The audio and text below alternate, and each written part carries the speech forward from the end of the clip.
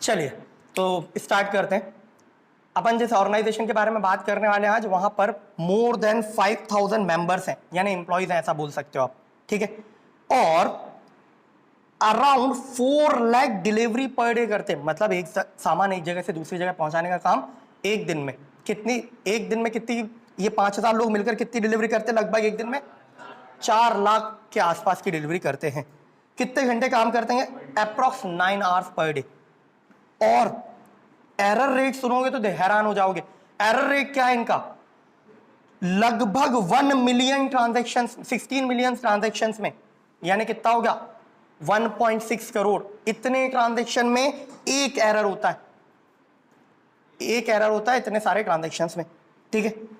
काम क्या है इनका? डिलीवरी करना होममेड फूड, घर से होममेड फूड कलेक्ट करना और डिलीवरी करना। जैसे बात डिलीवरी और फूड से कनेक्ट होती है तो इंसान को लगने लगता है या तो जोमेटो होगा, या तो स्विगी होगा, या तो मैकडोनल्ड्स या पिज्जा हट होगा, बट अपन इनमें से किसी की भी बात नहीं कर रहे। इनकी यूएसपी क्या है, विशेषता क्या है? 0% फ्यूल लगता है इनके काम में, यानी पेट्रोल की एक बूंद इस्तेमाल नहीं हो रही होती। 0% इन्वेस्टमेंट भी ना के समान है। 0% तो नहीं है प्रैक्टिकली, लेकिन लगभग 0% है, उसको ना के समान कहा जा सकता है। 0% मॉडर्न टेक्नोलॉजी, ना कोई एप्लीकेशन है ना कुछ है, तरीके से काम चल रहा है, फिर भी कोई टेक्नोलॉजी का यूज नहीं कर रहे हैं।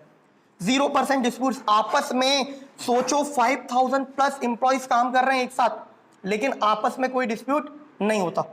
उसके बाद परफॉर्मेंस कैसी है वो तो मैंने बताई दी। 116 मिलियन ट्रांजैक्शंस में एक गलती होती है, 99.99999% परफॉर्मेंस एक्यूरेसी है। और कस्टमर सेटिस्फेक्शन टॉप पे। बात किसी कर रहे हैं हम? बात कर रहे हैं मुंबई के डब्बा वाला की। मुंबई बॉलीवुड की वजह से मशहूर है और उनके सेलिब्रिटीज की वजह से मशहूर है, लेकिन एक चीज और है जो मुंबई को मशहूर बनाती है, वो क्या है? उनके डब्बा वाला और उनका काम करने का तरीका। अब ये करते क्या है और कैसे करते हैं? तो सबसे पहले तो इनका काम है सिंपली घर से फूड कलेक्ट करना, लंच बॉक्स कलेक्ट करना और ऑफिस में प्लेस करना, ऑफिस में एम्प्लॉय तक पहुंचाना, ठीक है, जो भी जिसके पास भी पहुंचाना है वो, और वापस उससे कलेक्ट करके वापस उसके घर तक पहुंचाना। ये सिस्टम है जिसमें 5000 से ज्यादा लोग अभी काम करते हैं, ठीक है। अब ये सिस्टम स्टार्ट कब हुआ? जब हम ब्रिटिशर्स के राज में थे तब 1890s में पारसी बैंकर था जिसने एक बंदे को हायर किया था जो उसके घर से टिफिन उठा के उस तक पहुंचाता था, ठीक है। रोज ये काम होने लगा। देखते देखते उसके कलीग्स को, उसके साथ वाले लोगों को भी ये चीज पसंद आई, तो उन्होंने क्या किया, उसके कलीग्स ने भी सेम सर्विसेज अवेल करना स्टार्ट कर दिया, ठीक है। और इस तरीके से जन्म हुआ डब्बा वाला का, ठीक है। अब डब्बे वाले की नीड क्या है? मुंबई की लोकल ट्रेन्स, सबसे ज्यादा भीड़, सबसे ज्यादा क्राउडी प्लेस। तो एक तो मैक्सिमम ट्रैवलिंग कैसा होता है वहां पे, जहां पर ऑफिसेज होते हैं ना, वो लोकेशन बहुत ज्यादा कॉस्टली होती है, वहां पर किसी का रह पाना मुश्किल होता है। तो अक्सर लोग रहते कहां पर जाके? जहां पर रेट सस्ते होते हैं, कम अकोमोडेशन सस्ते दामों पर मिल जाता है। तो ऑब्वियसली ऑफिस में और घर में, रेसिडेंस में, दोनों में बहुत ज्यादा डिफरेंस होता है। तो लोग सुबह सुबह जल्दी निकलते, और जल्दी निकलते तो काय से निकलते हैं? वहां पर कन्वेंस के लिए क्या यूज होता है? Local trains. और लोकल ट्रेन्स की भीड़ तो हमने हिंदी मूवीज में बहुत ज्यादा देख रखी है, देखी है, हाँ है ना। तो अब उस ट्रेन में खुद चढ़ जाना और खुद बिना कुछ क्षति पहुंचाए खुद को उतर जाना, यही चैलेंजिंग टास्क है। उसमें टिफिन कहां से टांगेगा आदमी? एक दिक्कत। और दूसरी बात, आदमी निकलता है घर से 6 बजे और उसको खाना खाना होता है दिन में 1-1:30 बजे, तब तक वो खाना पूरा खराब हो चुका था, और रोज तो वो बाहर खा नहीं सकता। तो इस कमी को दूर करने के लिए किसका जन्म हुआ? क्या करना शुरू किया डब्बे वालों ने? इस जो कमी को दूर करने के लिए उन्होंने सर्विसेज देना स्टार्ट किया, ठीक है। तो ये करते क्या है, घर से डब्बा लेते हैं और ऑफिस में डिलीवर करते हैं उसको, और वापस वो डब्बा लेकर कहां पहुंचा देते हैं? खाली डब्बा भी घर से लेकर के ऑफिस में पहुंचा देते हैं। और इतना ही नहीं, अगर कभी ऐसा हो गया कि मैं ऑफिस जा रहा हूं, मैं कुछ घर में, मान लो मेरा चश्मा भूल गया हूं, अब मैं काम नहीं कर पा रहा हूं, बच्चे यहां पढ़ने आ जाते, चश्मा घर में होता है, अब लिखें कैसे, बोर्ड कैसे दिखे? तो क्या मेरे घर से 60 किलोमीटर दूर है घर, वापस जा सकता हूं क्या? नहीं जा सकता। तो क्या अपने वाइफ को फोन करके बोल दिया कि यार मेरा चश्मा छूट गया है, वो डब्बे के साथ वो चश्मा वश्मा रख देगी, या मेरा पर्स छूट गया है या कोई और काम आइटम छूट गया जो मेरे काम का था, तो वो डब्बे वाले खाने के साथ में वो भी डिलीवर कर देंगे और बिल्कुल सेफ्टी के साथ। ठीक है, सिस्टम का स्टार्ट कहां से हुआ? महादेव हवाजी करके एक बंदे थे जिन्होंने ये पूरे सिस्टम को स्टार्ट किया। ठीक है, इस सिस्टम को स्टार्ट किया, और स्टार्ट कब किया था? मैंने बताया था 1890 में, आजादी से पहले तक, जब वो पारसी बिजनेसमैन ने ये सब करना स्टार्ट किया, बैंकर ने, पारसी बैंकर ने, तब तक ये सिस्टम चलता रहा। उसके बाद धीरे धीरे ब्रिटिशर्स ने भी देखा, अरे यार ये सिस्टम तो अच्छा है, और वहां पर लगभग 100 लोग उस समय तक काम कर रहे थे, जो करते क्या थे, घर से लंच बॉक्स कलेक्ट करके उसको कहाँ पहुंचाते थे? ऑफिस तक पहुंचाते थे, और खाली टिफिन वापस कलेक्ट करके कहाँ पहुंचाते थे? घर में पहुंचाते थे।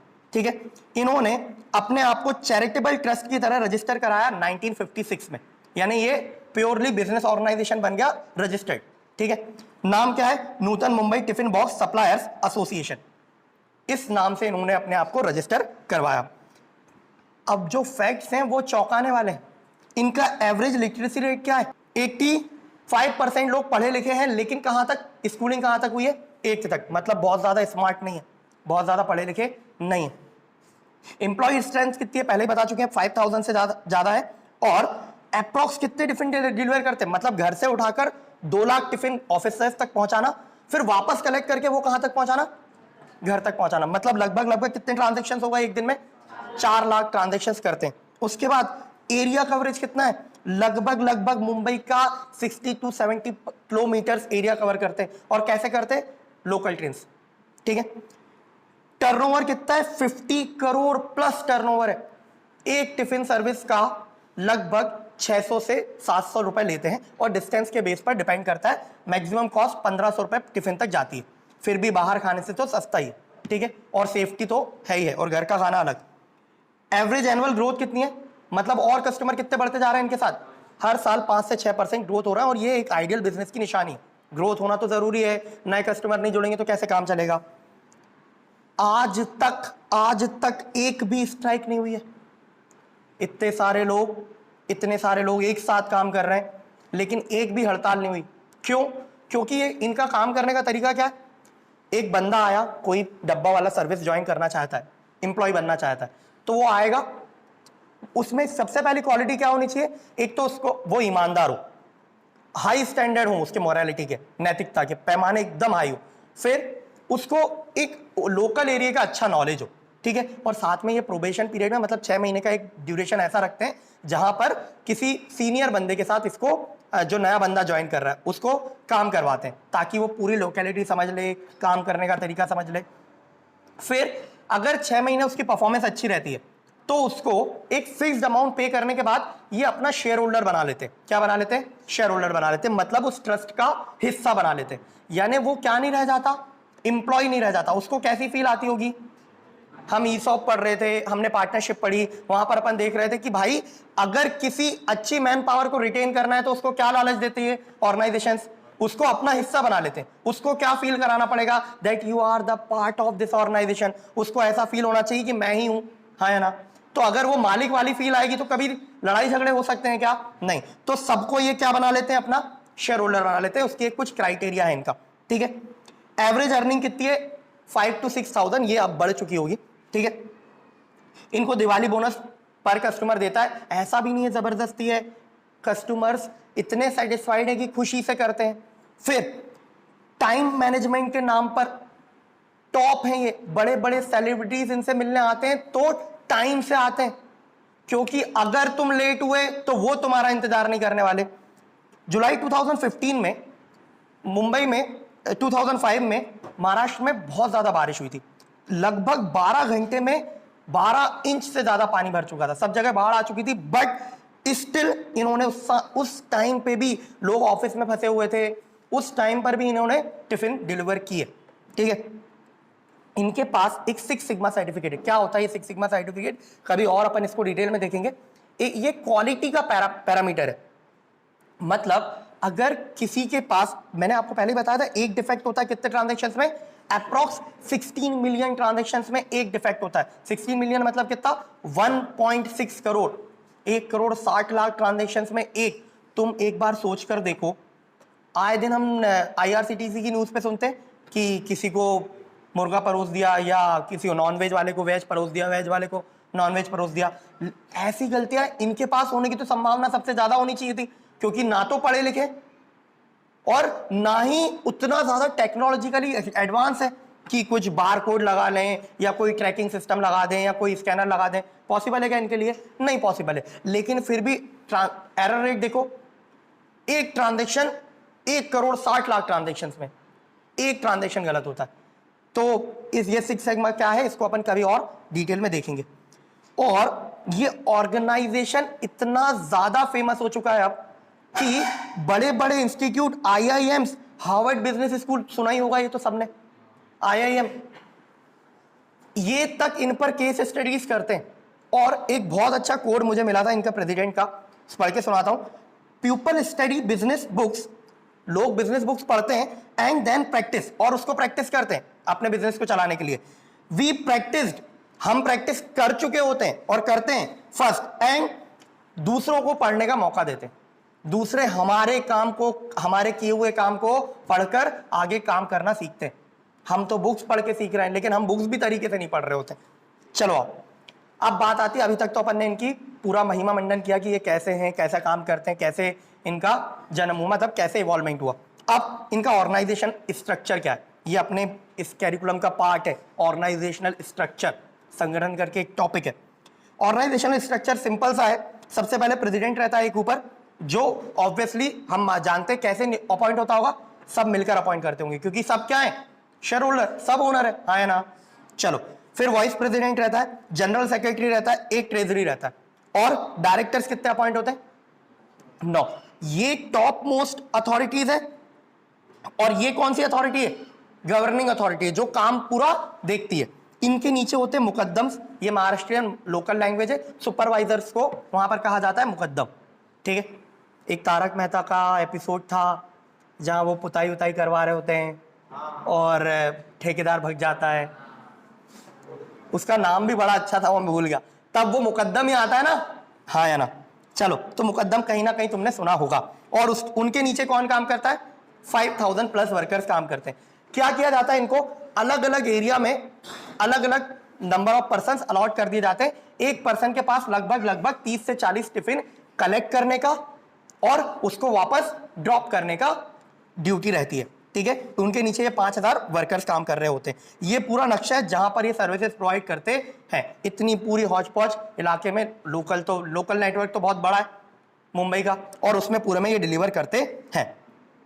अब सिस्टम क्या है, ठीक है, ये वही बना हुआ है जिसको मैं यहां फ्लो चार्ट से बता रहा हूं। सबसे पहले अर्ली मॉर्निंग डब्बा वाला घर पहुंचता है, और डिसिप्लिन इतना ज्यादा है कि अगर डब्बा डोर पे नहीं मिला, टाइम फिक्स बता दिया जाता है कि मैडम हम कब आएंगे तुम्हारे पतिदेव का डब्बा लेने। तुम अगर उस टाइम डब्बा तुम्हारा बाहर मिल गया तो ठीक है, नहीं मिला तो 3 बार तुम्हें मौका देंगे। कितनी बार? 3री बार तुम नहीं सुधर पाई ना तो जाओ तेल लेने। इतना खौफ है कि औरतें अपने पति से ज्यादा इनसे डरती हैं। पति के इंस्ट्रक्शंस फॉलो करने से ज्यादा इनके इंस्ट्रक्शंस फॉलो करने पर जोर देती हैं। क्यों देती हैं? क्योंकि भाई साहब ये चला गया तो एक तो वहां टिफिन नहीं पहुंचेगा, और दिक्कत ही दिक्कत है दिन भर की। और ऑब्वियसली एक इमोशनल फैक्टर तो रहता ही है कि अगर हम टिफिन नहीं दे पाए तो क्या होगा, उधर वो ये हमारे बैठे हुए भूखे रह जाएंगे। तो सबसे पहले डब्बा वाला लोकल, जिस डब्बे वाले को जो लोकेलिटी अपॉइंट होती है, जो भी अलॉट होती है, वहां पर जाता है, डब्बा कलेक्ट करता है। डब्बा कलेक्ट करने के बाद वो क्या करता है? सारे डब्बे कलेक्ट करने के बाद वो ऐसे ही ये फ्लो चार्ट में बना रखा है, टाइम स्टैम्प लगे हुए हैं कि भाई वो डब्बा पिक करने के बाद एक अपने नियरेस्ट स्टेशन पर जाता है। कहां जाता है? अपने नियरेस्ट लोकल स्टेशन पर जाता है। फिर वहां पर ये जो मुकद्दम मैंने बताए थे स्ट्रक्चर में, कौन? मुकद्दम, जो लीडर्स होते हैं, ये क्या काम करते हैं? ये सॉर्टिंग करवाते हैं। उसकी सॉर्टिंग करना मतलब क्या? भाई मैं एक एरिया से टिफिन लेकर आया, ऐसा तो नहीं है कि उस एरिया में जितने लोग काम करते सब एक स्पेसिफिक लोकेशन में ही काम करते हो, नहीं। तो क्या किया जाता है? सारे डब्बे हर अलग अलग हब पर इकट्ठे होते हैं। वहां पर मुकद्दम्स क्या करवाते हैं? इन डब्बों की सॉर्टिंग करवाते हैं। क्या करवाते हैं? सॉर्टिंग, मतलब कौन सा डब्बा कहां जाना है। फिर उसको उस हिसाब से मेट्रो में लोड कराया जाता है। एक मेट्रो लगभग 40 सेकंड रुकती है स्टेशन पर, बड़े स्टेशन पर, और इंटरमीडिएट छोटे मोटे टर्मिनल स्टेशन पर 20 सेकंड रुकती है। उतने में जहां आदमी खुद को लेकर नहीं चढ़ पाता, वहां पर ये डब्बे लेकर चढ़ जाते हैं 40, 50, 100 और उतर भी जाते हैं इतनी सी ड्यूरेशन में। तो लेवल ऑफ डिसिप्लिन और टाइम मैनेजमेंट देखो आप, ठीक है। उसके बाद क्या होता है, सॉर्टिंग होती है। सॉर्टिंग, सोर्स स्टेशन पे डब्बों की सॉर्टिंग होती है। फिर वो वहां, जैसे मान लो एक पनवेल वाला डब्बा, पूरे पनवेल वाले डब्बे इकट्ठे कर दिए 100 डब्बे, तो वो पनवेल वाली लोकल में चढ़ा दिए जाएंगे और वहां पर जाके डब्बे वाले उस ट्रेन में साथ में जाएंगे। फिर उस स्टेशन पर जाकर अलग पार्टी को, अलग ग्रुप को हैंड ओवर होगा, जिसको ऑब्वियसली जो यहाँ का ग्रुप है उसको वहां के ग्रुप का नॉलेज होगा क्या? नहीं। वहां के एरिया का नॉलेज होगा क्या? नहीं। तो क्या किया जाता है, वहां के लोगों को हैंड ओवर कर दिया जाता है। मतलब सिंपली ये हुआ, जैसे 4 लोगों का ग्रुप एक स्टेशन एक्स से डब्बे कलेक्ट कर रहा है, ठीक है, और एक नियरेस्ट हब स्टेशन पर लाकर छोड़ देगा। फिर क्या होगा, यहां से सॉर्टिंग कर कर उनको जहां पर भी डेस्टिनेशन जगह है, उसका स्टेशन है, वहां पर पहुंचाया जाएगा। फिर इस स्टेशन के लिए, जहां से एक्स के लिए, जहां से जिन लोगों ने कलेक्ट किए, उधर के लिए भी कुछ डब्बे आएंगे, है ना। तो वो डब्बे इनके पास वापस आ जाते हैं, तो ये वापस कहां जाते हैं, उनको डिलीवर करने जाते हैं, है ना। फिर उनको डिलीवर करके आकर फिर वापस खाली डब्बे पिक करके वापस मेन स्टेशन पर लाते हैं, और फिर से डब्बों को क्या होता है, एक्सचेंज होता है। इतना पूरा काम एक पास लोग इतनी शालीनता से और इतने तरीके से कर लेते हैं कि एक एरर होता है, बार बार रिपीट होगी वो बात कि 16 मिलियन ट्रांजेक्शन्स में एक एरर होता है। फिर ये पूरा प्रोसेस है, लगभग फिक्स्ड टाइम पर डब्बा ऑफिस पहुंच जाता है 12 से 1 के बीच में। फिर वापस खाली बॉक्स लगभग 2-3 बजे कलेक्ट किया जाता है, वापस से पूरी सॉर्टिंग होती है, जिस एरिया का जो डब्बा वाला होता है वो घर पर वापस उसको डिलीवर कर देता है। और आप पब्लिक का इन पर भरोसा देखिए भाई साहब, बहुत छोटे छोटे, हम ये कब से काम कर रहे हैं, 1980 से। जनधन खाते तो अभी खुले, तब तक तो 1890 से, तो जनधन खाते तो अभी खुल रहे हैं। तो होता क्या था, लोगों को कैश सैलरी मिलती थी। अब लोकल में अपनी जेब में कैश सैलरी लेकर जाना इंसान सेफ फील नहीं करता था, लेकिन इन पर लेवल ऑफ ट्रस्ट इतना था कि डब्बा धोकर, और है था नहीं, मैं था वाइट गलत यूज कर रहा हूं, है इतना लेवल ऑफ ट्रस्ट है कि डब्बा धोकर अपनी कैश सैलरी डब्बे में रख के पहुंचा देते थे। इतना विश्वास था कि ये डब्बा कहीं और नहीं जाएगा, डब्बा हमारे घर पर ही पहुंचेगा। इतना high level of trust build किया आपने कस्टमर्स के साथ। इतना कस्टमर को सेटिस्फाइड करना, इतना ट्रस्ट बिल्ड करना इस कॉम्पिटिटिव एनवायरनमेंट में पॉसिबल है ही नहीं कंपनीज के लिए। इतनी बड़ी बड़ी कंपनियां हैं, काम नहीं कर पा रही, ठीक है। और क्योंकि डब्बे, इनको इतने सारे डब्बे पिक करने होते हैं, मेट्रो वो लोकल्स में चढ़ना होता है, उतरना होता है, फिर तो ये क्या करते हैं, उसके लिए डब्बों की साइज स्टैंडर्ड रखते हैं। क्या रखते हैं कि डब्बे एक फिक्स स्टैंडर्ड साइज के होंगे। ऐसा नहीं कि तुमने कुछ अलग ही पॉकीमॉन वाला डब्बा भेज रहे हो तुम अपने पति को, ऐसा नहीं होगा। डब्बा स्टैंडर्ड साइज का होना चाहिए, ठीक है। अब सर मुद्दा ये आता है कि ये इतने कम पढ़े लिखे लोग कैसे डिलीवर कर लेते। पहले शुरुआत में जब इन्होंने काम किया था स्टार्ट, तब नंबर ऑफ डब्बास कम थे, ठीक है। तो क्या किया जाता था, सिंपल था इनके लिए काम, कपड़ों की थैली, जो टेलर के पास खराब कपड़े बच जाते थे ना, कटिंग बच जाती थी, उससे ये लोग थैला बना लेते थे डब्बों का। तो अलग अलग कलर के थैलों से, अलग अलग टाइप के थैलों से ये डब्बे पहचान लेते थे और डिलीवर कर देते थे। लेकिन अब 2 लाख डब्बे, इतने सारे एम्प्लॉइज, तो इन्होंने अपना कलर सिस्टम डेवलप किया।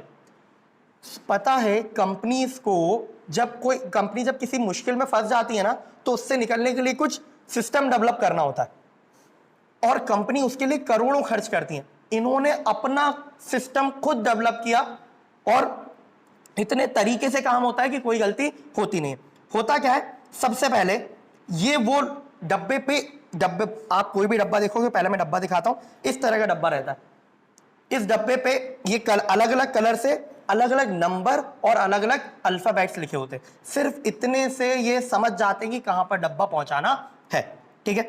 सबसे पहले ये जो लिखा हुआ है ई, ये क्या है, कोड ऑफ डब्बा वाला स्टिक, जहां से जिस रेसिडेंस से उठाया उसका कोड है ये। फिर ये वीएलपी, ये विले पार्ले है, ये इसका मतलब क्या है कि ये डेस्टिनेशन जगह है, ये डेस्टिनेशन जगह है। फिर ये जो कलर यूज होते हैं, ये जब मेट्रोज वगैरह जाओगे आप, किसी मेट्रो वाले शहर में तो आपको पता चलेगा मेट्रो जो चलती है ना वो ऐसे चलती है, blue line, purple line, red line, green line, ठीक है। तो किस लाइन की ट्रेन में ये बॉक्स लोड होना है ये कलर से पता चल जाता है, ठीक है। Code of destination station, 3 number code क्या है, डेस्टिनेशन स्टेशन का कोड। फिर ये 9 नंबर क्या है, ये 9 नंबर है कोड ऑफ डब्बा वाला डेस्टिनेशन, किस डेस्टिनेशन पे पहुंचाना है। EX क्या है, उस बिल्डिंग के नाम का कोड जिस बिल्डिंग में ये पहुंचाना है, बिल्डिंग का टावर का नाम होता है ना, है ना। और 12 क्या है, फ्लोर नंबर, जिस फ्लोर पर वो डब्बा पहुंचाना है। इस इतनी कोडिंग सिस्टम से, ये इनका कोडिंग सिस्टम खुद का इवॉल्व किया हुआ है और इस कोडिंग सिस्टम को फॉलो करके ये एरर प्रूफ, हम बोल सकते हैं कि एरर प्रूफ डिलीवरी कर देते हैं, ठीक है। अब बात ये आती है कि इतना सब पढ़ के हम क्यों पढ़ रहे हैं और हमें क्या मिलता है सीखने को। तो वही है मैनेजमेंट लेसन फ्रॉम डब्बा वाला। हम क्या सीख सकते हैं इनसे, सबसे पहले keep operational cost minimum. Operational cost मतलब अपने धंधे की कॉस्ट, ऑपरेशनल कॉस्ट ये होती है जो डे टू डे चलाने में खर्चा होता है, वो कैसी होनी चाहिए, मिनिमम होनी चाहिए, ठीक है। ऑपरेशनल कॉस्ट अगर ज्यादा होगी, ऑपरेशनल कॉस्ट अगर ज्यादा होगी तो आप कमा कर भी ना कमाए जैसे लगोगे, हाँ या ना, क्योंकि जो कमाओगे खर्च हो रहा होगा उसमें बहुत सारा। तो इन्होंने ऑपरेशनल कॉस्ट को कैसे कम किया, क्या करते हैं, साइकिल यूज करते हैं। डब्बा वाला जब लोकल स्ट्रीट से डब्बे कलेक्ट करता है तो क्या यूज करता है, साइकिल का यूज करता है। फिर तुमने देखी होगी एक वो गाड़ी रहती है हाथ से धकाते जिसमें सामान रखने की जगह रहती है, स्टेशन पे रखी मिल जाएगी, ठीक है, उसको हैंड कार्ट बोलते हैं। उसमें डब्बे रख देते हैं, जैसे भाई स्टेशन से अंदर प्लेटफॉर्म तक ले जाना, इतना बड़ा स्टेशन है तो हैंड कार्ट्स का यूज करते हैं। और काय का यूज करते हैं, लोकल ट्रेन। खुद का कुछ जा रहा है क्या, नहीं जा रहा। फिर क्या इनके पास बड़े बड़े कॉर्पोरेट ऑफिस है क्या, कोई ऑफिस नहीं है, कुछ नहीं। पता है बड़े बड़ी सेलिब्रिटीज इनसे फॉरेनर्स मिलने आते हैं तो स्टेशन पर आकर मिलकर जाते हैं। ऐसा नहीं है कि बड़ा कॉर्पोरेट ऑफिस है, 3 मंजिला 4 मंजिला 7 मंजिला ऑफिस खुला हुआ है, पूरा सेंट्रलाइज AC सिस्टम है और सब टाई वाई लगा के आ रहे हैं। सिंपल कुर्ता पजामा सफेद टोपी इनका कोड है, अलग ही पहचान में आ जाते हैं डब्बे वाले। और उस तरीके से, उस सादगी से काम कर रहे होते हैं। IT सिस्टम है क्या इनके पास, बड़े बड़े स्विगी वाले हैं, जोमेटो वाले हैं, इनके पास क्या है, बड़े बड़े IT सिस्टम्स है। ऐप पर ऑर्डर आया, लोकेशन ट्रेस हो रही है और घर तक ही घुसा देती है लोकेशन, इतनी एक्यूरेट हो गई। उसमें फिर भी गलतियां सुनने को मिल जाती हैं, हाँ या ना।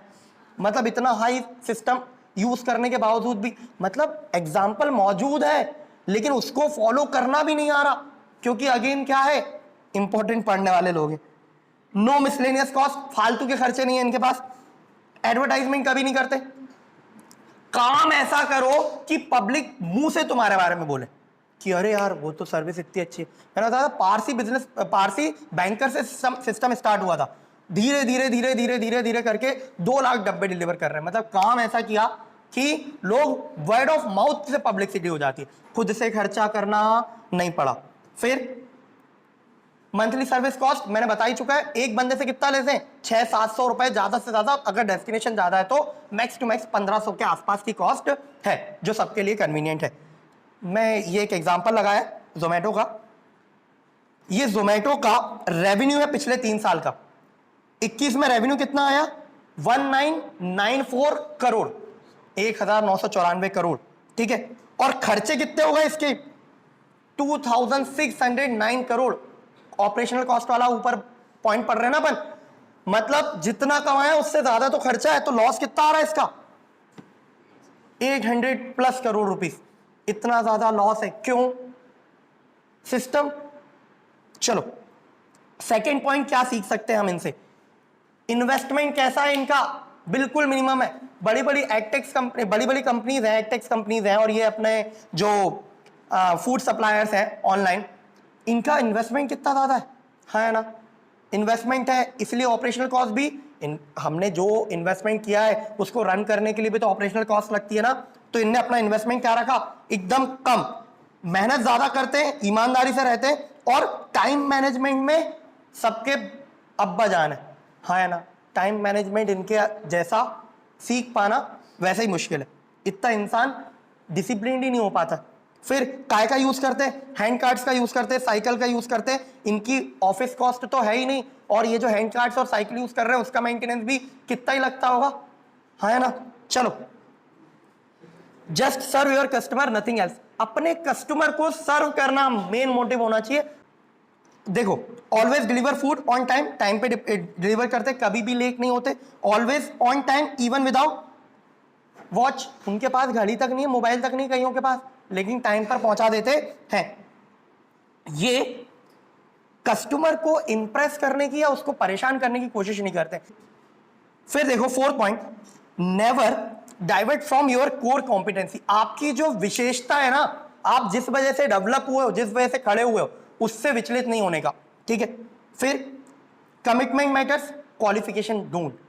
सुनो, कमिटमेंट, इनने डब्बा डिलीवर करने का कमिटमेंट दिया कि साहब, मैम साहब, आपके पति का डिब्बा डिलीवर हो जाएगा। उसके बाद चाहे कुछ हो जाए, बाढ़ आ जाए, लेकिन डब्बा डिलीवर टाइम पर होगा। Know the implications of failure, इनको पता है, हमें यह पता होना चाहिए कि हम कहीं पर लेट जाएंगे तो उसके इम्प्लीकेशंस क्या होंगे, हमसे कुछ गलती होगी तो उसके परिणाम क्या होंगे। जब हमें यह पता होता है ना कि गलती होने का, अगर तुम्हें यह पता है कि कटर चल रहा है, हाथ चला जाएगा तो कट जाएगा, तो कभी हाथ जाएगा क्या? नहीं जाएगा। छोटे छोटे बच्चे लाइट के जो स्विच होते हैं वो प्लग, उसमें अंदर उंगली डालते हैं, माँ बाप उनको रोकने की कोशिश करते हैं। मैं बोलता हूं साला एक बार पकड़ के उंगली डाल दो और खटका ऑन कर दो। अल्टरनेट करंट है, एसी है, नहीं मरेगा नहीं। एक बार पता चल जाएगा ना उसको कि क्या होता है, दोबारा उंगली नहीं करेगा।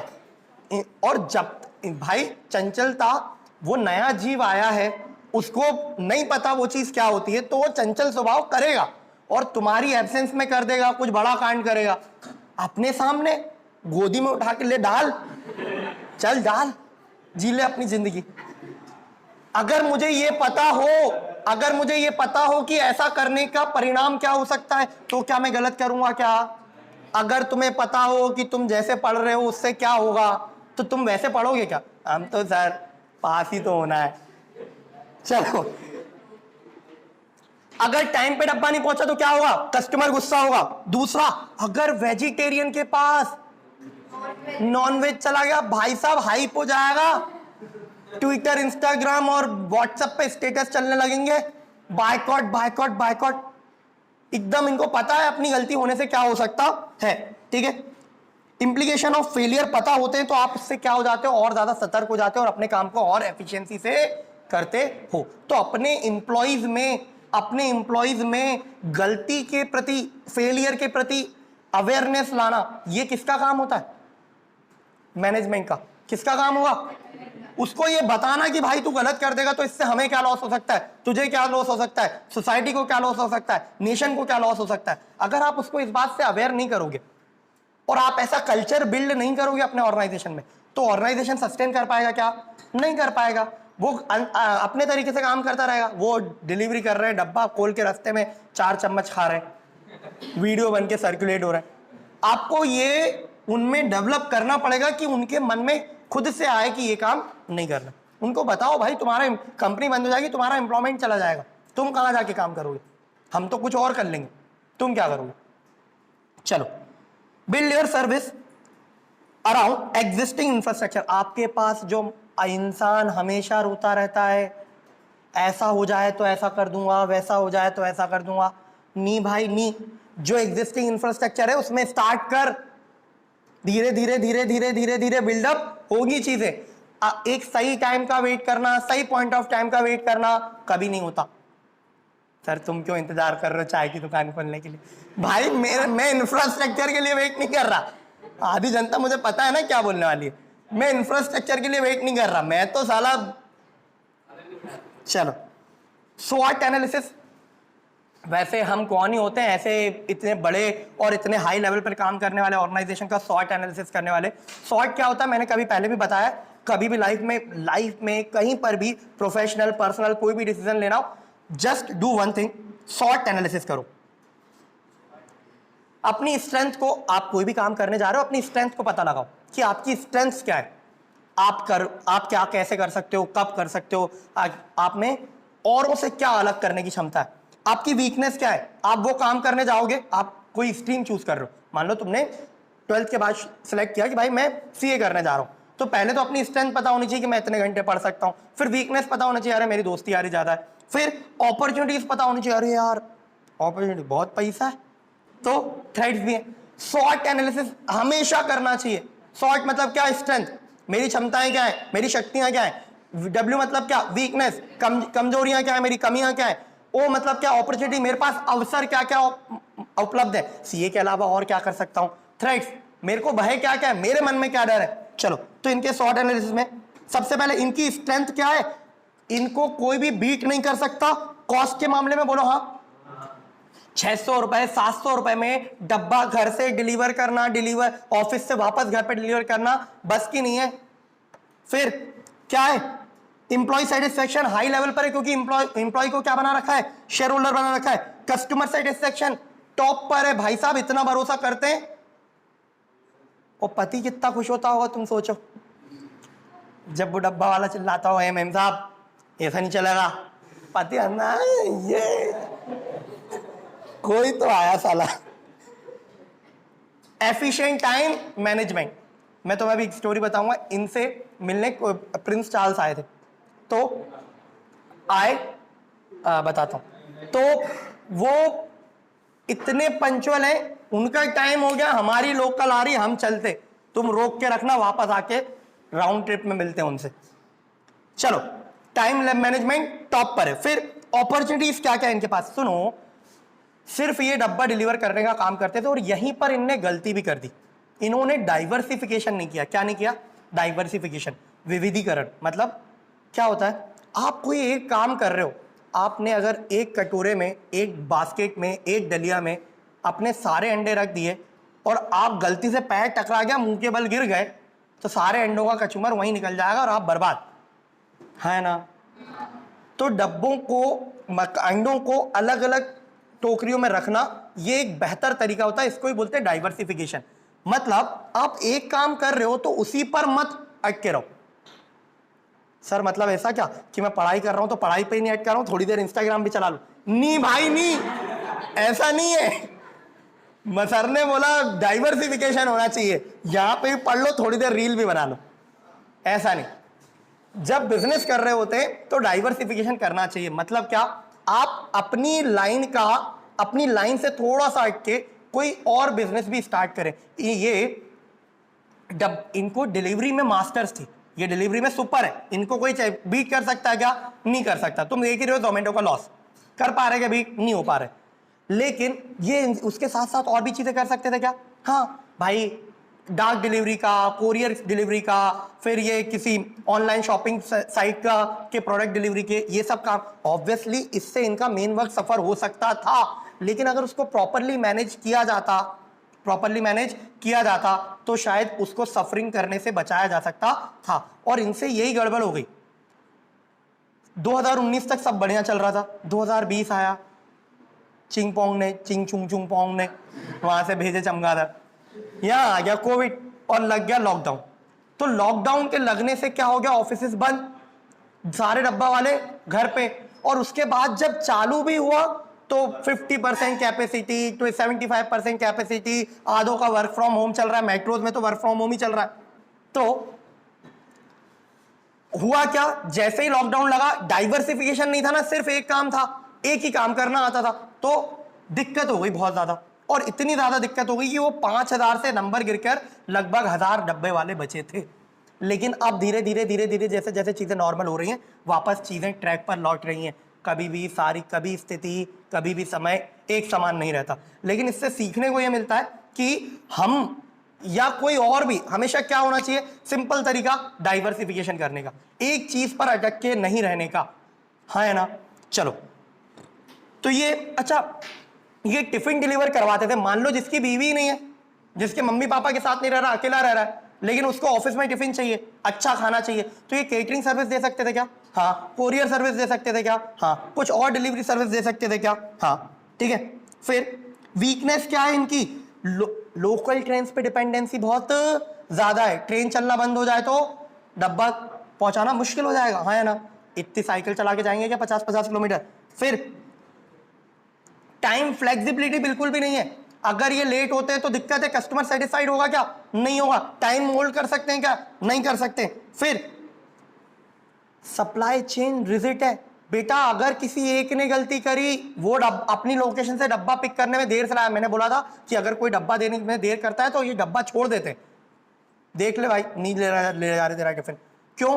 क्योंकि अगर एक ने गलती करी तो जो उस चेन से जुड़ा हुआ है वो सब जगह गलती होगी, सब जगह देर होगी। एक जगह 1 मिनट रुका अगर डब्बा वाला और उसने 40 डब्बे कलेक्ट किए, 40 मिनट रुका, तो पूरी सप्लाई चेन कितने मिनट लेट हो जाएगी? ट्रेन 40 मिनट लेट होगी क्या? वहां पे नहीं होगी, पूरा सिस्टम ठप पड़ जाएगा। मतलब सप्लाई चेन पे डिपेंडेंसी बिल्कुल हाई लेवल पर है। फिर एजुकेशन नहीं है एम्प्लॉय के पास, तो ऐप वगैरह का इस्तेमाल नहीं कर सकते, ठीक है। फिर थ्रेड्स क्या है? बड़े बड़े प्लेयर्स आ गए ऑनलाइन डिलीवरी वाले, तो वो थ्रेड्स हैं इनके लिए। मतलब दिक्कत क्या है इनको आगे फ्यूचर में सस्टेन करने के लिए।